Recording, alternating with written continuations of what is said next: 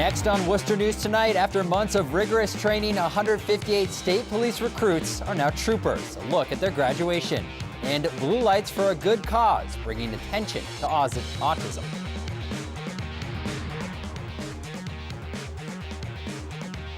Worked extremely hard over the last, since October, and today's the big day. Culmination of a lot of training, a lot of effort. More than 150 state troopers are out of the academy and part of the state police today. Good evening. Thanks for joining us. I'm Andy Madison. Several months of demanding physical training for the recruits. Earlier today, they graduated from the academy in front of family and friends, and the ceremony was held right here in Worcester. Our Brittany Schaefer has a look at the newest state trooper class.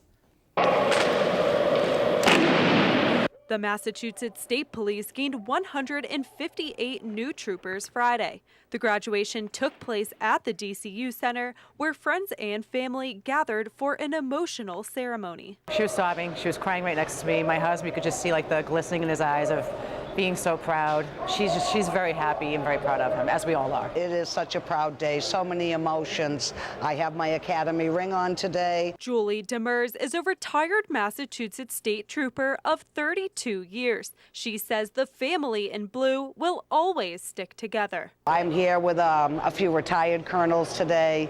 A lot of members of the Mass State Police come out. These are our new brothers and sisters. Mass State Police Colonel Richard McEwen says the recruit class started with 212 recruits and 158 graduated Friday. Today's the big day.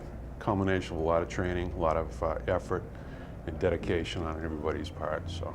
Trooper Thomas Clardy was on the mind of many at the ceremony. McEwen says all new troopers must realize the danger in their new job. The danger's always there. I think it probably always has been. It seems to be increasing as of late. Nowadays, I mean, the training is extensive, and it is incredible that what they provide at the academy for the training to encounter any situation. And in these times, you know, you really have to increase certain trainings, and they have. Brittany Schaefer, Worcester News Tonight. A downtown landmark could be torn down as the City Square project develops in Worcester. Notre Dame des Canadiens Church has been abandoned for years. Developers for the City Square project plan to ask the city for permission to demolish the building. The city's historical commission would have to approve a demolition permit. Preservation Worcester is against demolishing the building. Significance, and then there's a prominence in the city and an attachment for a lot of people to that building. So if possible, we would want that building to remain standing. The developers are also seeking a waiver that will prevent the commission from delaying demolition for a year.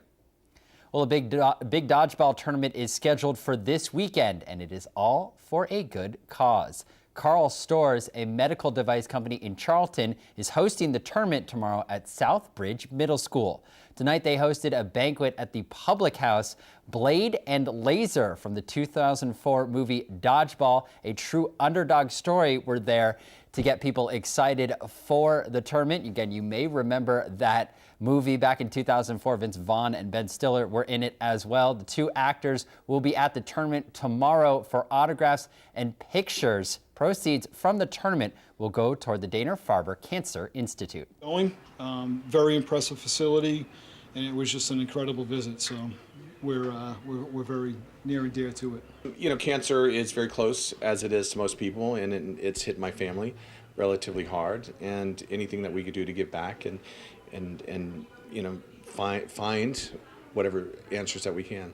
It's a blessing to be able to go and show our face and lend support to something that, you know, we were blessed to even be part of that movie, and for it to take off and be such a cultural phenomenon now. It's everybody loves dodgeball. Again, the tournament takes place tomorrow from 10 a.m. to 3 p.m. Blade and Laser will be there, but they are not participating. As far as we know, they hope to raise $75,000. UMass Medical School was looking a little blue tonight, and it had nothing to do with the weather. The building was lit up for International Autism Awareness Day. Families and healthcare professionals gathered at UMass tonight to learn about treating and living with autism. Oh, is she? Okay. You should go look at the drop. the term acceptance is part of that awareness. So it's not just to become aware, but to accept and really include people with autism in life. We're celebrating those people who are challenged by autism, who are resilient, who are courageous, who face, every day with incredible challenges, but manage to smile. And that's the thing that you celebrate, is the spirit of these incredible individuals. The event is also one of many that will be held in April, which is Autism Awareness Month. Another sign of spring in Massachusetts, Worcester's parks are open this weekend. The city's Department of Public Works and Parks has decided to open the playing fields at Worcester's 60 parks this weekend. Of course, it depends on the weather if this weekend will be a good one to be outside. We'll help you plan any outdoor activities coming up with a look of the weather forecast. A sign supporting GOP candidate Donald Trump stolen from someone's yard in Northboro. And the reason had to do with more than just politics. Alicia Rodriguez has the story. I've had 4 or 5 of them taken right here out of my front yard. Jeff Antone says he's out a couple of $100 and a lot of patience after another one of his Trump signs was tossed into the street this week. But this time he saw the teen responsible and chased after him. The police officer actually told me when I was down there very nicely was I was lucky that he had just turned 18 because I grabbed him by the arm and he could file charges against him. Remember the reporter that got grabbed at the Trump rally? If you put yourself, that's what we've turned into in this country. Things that used to seem, gee, isn't that silly? According to the police report, when officers asked the teenager why he did it, he explained that he has been called a certain racial slur against Hispanics more and more because of Trump. The person who took the sign identified himself as being of Hispanic descent. He stated he's been the target of racial slurs as a result of the campaign run by Donald Trump.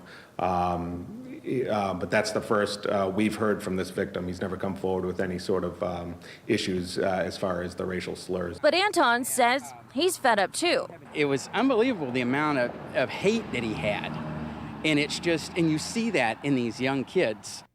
We also spoke with the teenager who again admits that he stole the sign or at least threw it into the street. And he told us that he would do it again if he saw another Trump sign out here in Northboro, regardless of the consequences. Reporting in Northboro, Massachusetts, Alicia Rodriguez, Worcester News Tonight. A Good Samaritan helped people escape an overnight house fire. 6 children and 2 adults made it out safely after firefighters say a passerby noticed the fire on Elm Street and broke a window to alert everyone inside. No injuries were reported. The Red Cross is assisting the family while firefighters investigate. Authorities say the fire may have been accidental and could have been caused by an electrical issue. A woman is facing charges for having a fake license plate on her car. A state trooper from the Millbury barracks pulled the driver over on I-495 for having a license plate made of cardboard. The trooper also discovered the driver had a warrant out for her arrest. A new hotel opens its doors soon in Worcester as the latest new downtown building. Our Olivia Lemon got a sneak peek at the new hotel.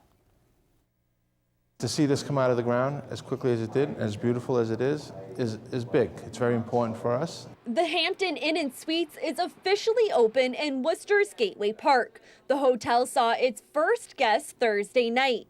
City Councilor Tony Economou says having this hotel open will attract more businesses and people to the area. When you look at our city, we've had a shortage of hotels.